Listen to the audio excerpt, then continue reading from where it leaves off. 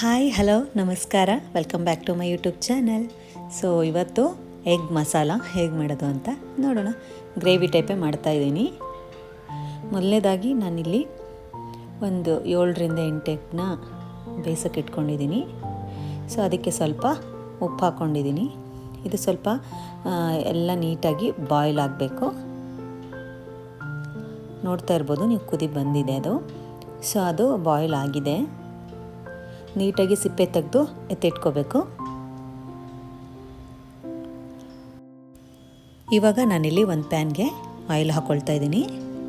So ನಾವಿವಾಗ masala ready ಮಾಡ್ಕೊಳ್ಳೋಣ. So ಅದಕ್ಕೋಸ್ಕರ ಎಲ್ಲ ಇಂಗ್ರೀಡಿಯೆಂಟ್ಸ್ ನಾನೇನು ಯೂಸ್ ಮಾಡ್ತಾ ಇದ್ದೀನಿ ಅದನ್ನೆಲ್ಲ ನೀಟಾಗಿ ಆಯಿಲಲ್ಲಿ ನಾನಿವಾಗ ಫ್ರೈ ಮಾಡ್ಕೊಳ್ತಾ ಇದ್ದೀನಿ. ನೀವು ಹೊಸಬರಾಗಿದ್ದರೆ ನನ್ನ ಚಾನಲ್ನ ಸಬ್ಸ್ಕ್ರೈಬ್ ಮಾಡೋದು ಮರಿಬೇಡಿ. ಹಾಗೆ ವಿಡಿಯೋಗಳು ಇಷ್ಟ ಆಗ್ತಾಯಿದ್ರೆ ಲೈಕ್ ಮಾಡಿ. ಹಾಗೆ ರೆಸಿಪೀಸ್ ಇಷ್ಟ ಆಗ್ತಿದ್ರೆ ಟ್ರೈ ಮಾಡಿ, ಹೇಗಿತ್ತು ಅಂತ ಕಮೆಂಟ್ ಮಾಡಿ ತಿಳಿಸಿ, ಓಕೆನಾ? ಸೊ ಮೊದಲನೇದಾಗಿ ನಾನಿಲ್ಲಿ ಕಾಯಿನ ಈ ಥರ ಚೂರಾಗಿ ಕಟ್ ಮಾಡ್ಕೊಂಡಿದ್ದೀನಿ. ಅದನ್ನು ನೀಟಾಗಿ ಫ್ರೈ ಮಾಡ್ಕೊಳ್ತೀನಿ. ನೀವು ಕಾಯಿ ತುರಿನ ಫ್ರೈ ಮಾಡ್ಕೋಬೋದು, ಅದು ಕೂಡ ಚೆನ್ನಾಗಿರುತ್ತೆ. ಕಾಯಿ ತುರಿನ ಕೂಡ ಇದೇ ಥರ ಫ್ರೈ ಮಾಡ್ಕೊಂಡು ಯೂಸ್ ಮಾಡ್ಬೋದು, ಅಥವಾ ಈ ಥರ ಕಟ್ ಮಾಡಿಕೊಂಡು ಕೂಡ ನೀವು ಯೂಸ್ ಮಾಡ್ಬೋದು. ನೀಟಾಗಿ ಸ್ವಲ್ಪ ಅದು ಕಲರ್ ಚೇಂಜ್ ಆಗೋವರೆಗೂ ನೀಟಾಗಿ ಸ್ವಲ್ಪ ಫ್ರೈ ಮಾಡ್ಕೊಳ್ಳೋಣ. ನೀವು ನೋಡ್ತಾ ಇರ್ಬೋದು ಸ್ವಲ್ಪ ಕಲರ್ ಚೇಂಜ್ ಆಗಿದೆ ಕಾಯಿದು. ಸೊ ಹಾಗಾಗಿ ತಗೊಳ್ತಾ ಇದ್ದೀನಿ. ಅದರಲ್ಲಿ ಇನ್ನೂ ಆಯಿಲ್ ಮಿಕ್ಕಿದೆ. ಸೊ ಅದೇ ಆಯಿಲಲ್ಲಿ ನಾವು ಮಿಕ್ಕಿದೆಲ್ಲ ಇಂಗ್ರೀಡಿಯೆಂಟ್ಸ್ನ ನೀಟಾಗಿ ನಾವು ಫ್ರೈ ಮಾಡ್ಕೊಳ್ಳೋಣ.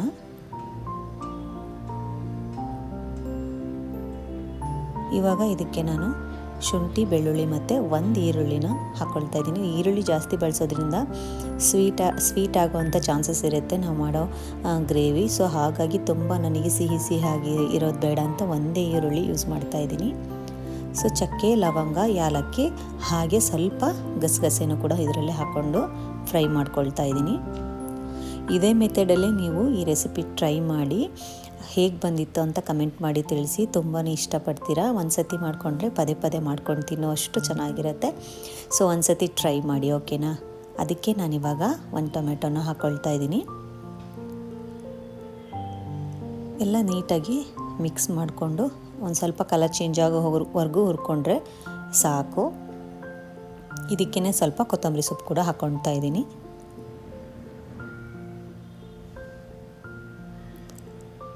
ಎಲ್ಲದನ್ನು ನೀಟಾಗಿ ಆಯಿಲಲ್ಲಿ ಫ್ರೈ ಮಾಡ್ಕೊಳ್ಳಿ.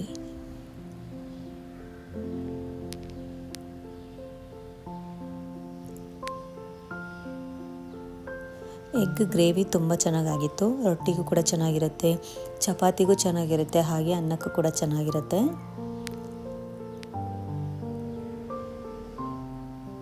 ಇದಕ್ಕೆ ನಾನಿವಾಗ ಅರಿಶಿನ ಪುಡಿ ಹಾಕ್ಕೊಳ್ತಾ ಇದ್ದೀನಿ.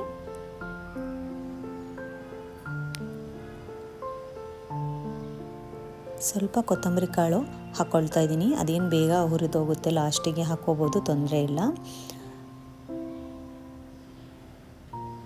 ಎಲ್ಲ ನೀಟಾಗಿ ಸ್ವಲ್ಪ ಹೀಟ್ ಆದರೆ ಸಾಕು. ಅದೇನು ಜಾಸ್ತಿ ತುಂಬಾ ಫ್ರೈ ಮಾಡ್ಕೋಬೇಕು ಅಂತ ಏನಿಲ್ಲ. ಸ್ವಲ್ಪ ಟೇಸ್ಟ್ ಎನ್ಹಾನ್ಸ್ ಮಾಡಲಿಕ್ಕೆ ಸ್ವಲ್ಪ ಫ್ರೈ ಮಾಡ್ಕೊಳ್ಳೋದಷ್ಟೇ.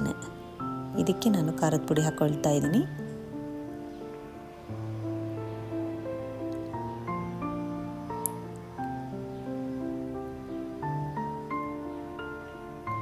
ಉಪ್ಪು ಹಾಕ್ಕೊಳ್ತಾ ಇದ್ದೀನಿ. ರುಚಿಗೆ ತಕ್ಕಷ್ಟು ಉಪ್ಪು ನೋಡಿಕೊಂಡು ಹಾಕ್ಕೊಳ್ಳಿ. ಇದಕ್ಕೂ ಸ್ವಲ್ಪ ಹಾಕ್ಕೊಂಡು ಲಾಸ್ಟಿಗೆ ಕೂಡ ನೀವು ಬೇಕಿದ್ದರೆ ರೆಸಿಪಿ ನಾವು ಮಾಡ್ತಾ ಇರುವಾಗ ಕೂಡ ನಾವು ಹೆಚ್ಚು ಕಡಿಮೆ ಆಗಿದ್ದರೆ ಹಾಕ್ಕೋಬೋದು. ಸೊ ಮಸಾಲಾಗೆ ಹಾಕ್ಕೊಂಡು ನಾವು ಇದನ್ನೆಲ್ಲ ನೀಟಾಗಿ ಪೇಸ್ಟ್ ಮಾಡ್ಕೊಳ್ಳೋದ್ರಿಂದ ಟೇಸ್ಟ್ ಇನ್ನಷ್ಟು ಜಾಸ್ತಿ ಆಗುತ್ತೆ. ಸೊ ಹಾಗಾಗಿ ಮಸಾಲ ರೆಡಿ ಮಾಡ್ಕೊಳ್ಳುವಾಗ ಸ್ವಲ್ಪ ಉಪ್ಪನ್ನು ಹಾಕ್ಕೊಂಡಿದ್ದೀನಿ. ಈಗೆಲ್ಲ ನೀಟಾಗಿ ಫ್ರೈ ಆಗಿದೆ. ಸೊ ಎಲ್ಲದನ್ನು ಪ್ಲೇಟಿಗೆ ತಗೊಳ್ತಾ ಇದ್ದೀನಿ. ಅದೆಲ್ಲ ಸ್ವಲ್ಪ ಆರಿದ ನಂತರ ನಾವು ಅದನ್ನು ಗ್ರೈಂಡ್ ಮಾಡ್ಕೋಬೇಕು. ನೀವು ನೋಡ್ತಿರ್ಬೋದು ಎಲ್ಲ ಸ್ವಲ್ಪ ಬಿಸಿ ಆರಿದೆ. ಈಗ ನಾನು ಅದನ್ನೆಲ್ಲ ನೀಟಾಗಿ ಗ್ರೈಂಡ್ ಮಾಡ್ಕೊಳ್ತೀನಿ. ಎಲ್ಲದನ್ನು ಹಾಕ್ಕೊಂಡು ಸ್ವಲ್ಪ ನೀರು ಹಾಕ್ಕೊಂಡು ನೀಟಾಗಿ ಅದನ್ನು ಪೇಸ್ಟ್ ಮಾಡ್ಕೊಳ್ಳಿ.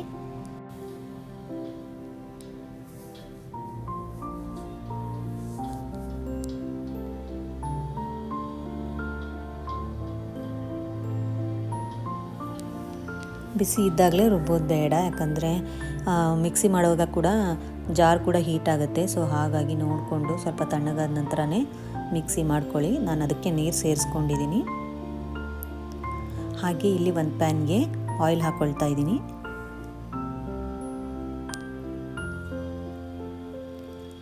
ಇವಾಗ ಇದಕ್ಕೆ ನಾವು ಈ ಥರ ಮೊಟ್ಟೆ ಬೇಯಿಸ್ಕೊಂಡಿದ್ವಲ್ಲ ಅದರ ಸಿಪ್ಪೆ ಎಲ್ಲ ತೆಗೆದಿಟ್ಕೊಂಡಿದ್ದೀನಿ. ಅದನ್ನು ನೀಟಾಗಿ ಸೈಡಲ್ಲಿ ಸ್ಲೈಟಾಗಿ ಕಟ್ಸ್ನ ಕೊಡಬೇಕು. ಸೊ ಅದರಿಂದ ನಾವೇನೇ ಅದಕ್ಕೆ ಮಸಾಲ ಹಾಕಿದ್ರೂ ನೀಟಾಗಿ ಅದು ಹೀರ್ಕೊಳ್ಳುತ್ತೆ. ಸೊ ಹಾಗಾಗಿ ಎಲ್ಲ ಮೊಟ್ಟೆನೂ ಇದೇ ಥರ ಕಟ್ ಮಾಡಿ ಆಯಿಲಲ್ಲಿ ನೀವು ಫ್ರೈ ಮಾಡ್ಕೋಬೇಕು.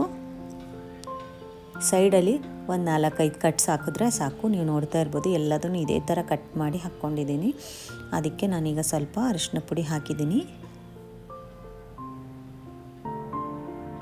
ಖಾರದ ಪುಡಿ ಹಾಕಿದ್ದೀನಿ. ಚೂರೇ ಹಾಕೊಂಡ್ರೆ ಸಾಕು, ತುಂಬ ಜಾಸ್ತಿ ಹಾಕಬೇಕಂತ ಏನಿಲ್ಲ. ಹೇಗೂ ನಾವು ಮಸಾಲದಲ್ಲಿ ಎಲ್ಲ ಹಾಕಿರೋದ್ರಿಂದ ಸೊ ನೋಡ್ಕೊಂಡು ಹಾಕ್ಕೊಂಡ್ರೆ ಸಾಕು. ತುಂಬ ಖಾರ ಇಷ್ಟಪಡದೇ ಇರೋದು ನೋಡ್ಕೊಂಡು ಹಾಕ್ಕೊಳ್ಳಿ. ಎಲ್ಲದನ್ನು ಈ ಥರ ಆಯಿಲಲ್ಲಿ ಸ್ವಲ್ಪ ಫ್ರೈ ಮಾಡ್ಕೋಬೇಕು.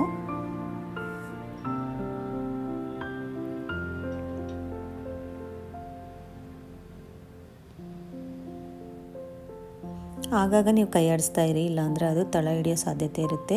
ನಾನೇನು ಪೇಸ್ಟ್ನ ನಾನು ನೀಟಾಗಿ ಫ್ರೈ ಮಾಡ್ಕೊಂಡಿದ್ದೇನೆಲ್ಲ ನೀಟಾಗಿ ನಾನು ಇವಾಗ ಪೇಸ್ಟ್ ಮಾಡ್ಕೊಂಡಿದ್ದೀನಿ. ಅದನ್ನು ನಾನು ಈ ಟೈಮಲ್ಲಿ ಹಾಕ್ಕೊಳ್ತಾ ಇದ್ದೀನಿ. ನಾನು 1-2 ನಿಮಿಷ ಮಾತ್ರ ಮೊಟ್ಟೆನ ನಾನು ಹುರ್ಕೊಂಡಿದ್ದೀನಿ. ತುಂಬ ಹುರ್ಕೊಂಡು ತುಂಬ ಅದು ಕೈ ಆಡಿಸಿದ್ರೆ ಬ್ರೇಕ್ ಆಗುತ್ತೆ. ಸೊ ರೆಸಿಪಿ ಮಾಡುವಾಗ ಕೂಡ 1-2 ಮೊಟ್ಟೆ ಬ್ರೇಕ್ ಆಗೇ ಆಗುತ್ತೆ. ಏನೂ ತೊಂದರೆ ಇಲ್ಲ. ಅದರಿಂದ ಟೇಸ್ಟ್ ಇನ್ನೂ ಜಾಸ್ತಿ ಆಗುತ್ತೆ ಹೊರತು ಕಡಿಮೆ ಏನಾಗಲ್ಲ. ನಾವು ಹೇಗೆ ಹಾಕಿರ್ತೀವಿ ಹಾಗೇ ಇರಬೇಕು ಅಂದರೆ ಆಗೋದಿಲ್ಲ. ಬಟ್ ಆದಷ್ಟು ಸೂಕ್ಷ್ಮವಾಗಿ ಮಾಡಿದರೆ ಅದು ಇರುತ್ತೆ, ಹಾಗೇ ಇರುತ್ತೆ, ಏನೂ ತೊಂದರೆ ಇಲ್ಲ. ನೀವು ನೋಡ್ತಾ ಇರ್ಬೋದು ಮಸಾಲೆ ಎಲ್ಲ ಹಾಕಿದ್ದೀನಿ. ಅದು ಕೂಡ ಸ್ವಲ್ಪ ಹಸಿ ವಾಸನೆ ಹೋಗೋವರೆಗೂ ನಾವು ಈ ಥರ ಆಯಿಲಲ್ಲಿ ಫ್ರೈ ಮಾಡ್ಕೊಂಡಿದ್ದೀನಿ. ಅದಕ್ಕೆ ಏನು ಮಸಾಲದ ಸ್ಟಾಕ್ ಇತ್ತಲ್ಲ ಅದನ್ನು ಕೂಡ ಹಾಕ್ಕೊಂಡಿದ್ದೀನಿ. ನೀವು ನೀರು ನೋಡ್ಕೊಳ್ಳಿ, ನೀವು ಗ್ರೇವಿ ಬೇಕಿದ್ದರೆ ನೋಡಿಕೊಂಡು ನೀವು ನೀರು ಹಾಕ್ಕೊಳ್ಳಿ. ಸಾಂಬಾರು ಬೇಕಿದ್ರೂ ಕೂಡ ಅಷ್ಟೇ ನೋಡಿಕೊಂಡು ನೀವು ಕನ್ಸಿಸ್ಟೆನ್ಸಿ ನೋಡಿಕೊಂಡು ನೀರು ಹಾಕ್ಕೊಳ್ಳಿ.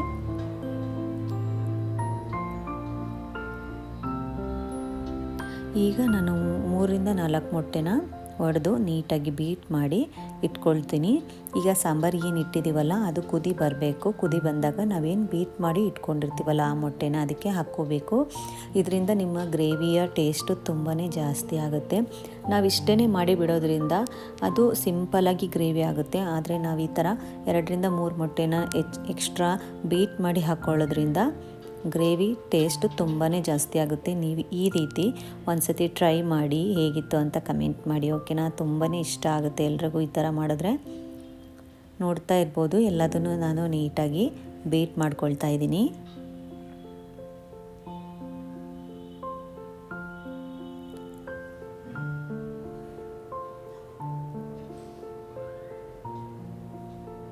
ನನ್ನ ಚಾನಲಲ್ಲಿ ಇನ್ನೂ ಸುಮಾರು ರೆಸಿಪೀಸ್ ಇದೆ, ನೀವು ಹೋಗಿ ನೋಡ್ಬೋದು. ನಾನೇನು ಬೀಟ್ ಮಾಡ್ಕೊಂಡಿದ್ದೆನಲ್ಲ ಅದನ್ನು ಹಾಕಿದ್ದೀನಿ. ಹಾಕಿ ನೀಟಾಗಿ ಮಿಕ್ಸ್ ಮಾಡಿ ಕುದಿಲಿಕ್ಕೆ ಬಿಟ್ಟಿದೆ. ನೀವು ನೋಡ್ತಾ ಇರ್ಬೋದು ಎಗ್ ಗ್ರೇವಿ ಸೂಪರಾಗಿ ರೆಡಿಯಾಗಿದೆ. ಸೊ ಇದಾಗಿತ್ತು ಇವತ್ತಿನ ವಿಡಿಯೋ. ನಿಮಗೆಲ್ಲ ಇಷ್ಟ ಆಗಿದೆ ಅಂತ ಭಾವಿಸ್ತೀನಿ. ಸೊ ಇಷ್ಟ ಆಗಿದ್ದರೆ ಲೈಕ್, ಶೇರ್, ಕಮೆಂಟ್ ಮಾಡೋದು ಮರಿಬೇಡಿ, ಓಕೆನಾ? ಸಿಗ್ತೀನಿ ನಾನು ಇನ್ನೊಂದು ವಿಡಿಯೋದಲ್ಲಿ. ಹೀಗೆ ಸಪೋರ್ಟ್ ಮಾಡ್ತಾ ಇರಿ. Thanks for watching. ಟಾಟಾ, ಬಾಯ್.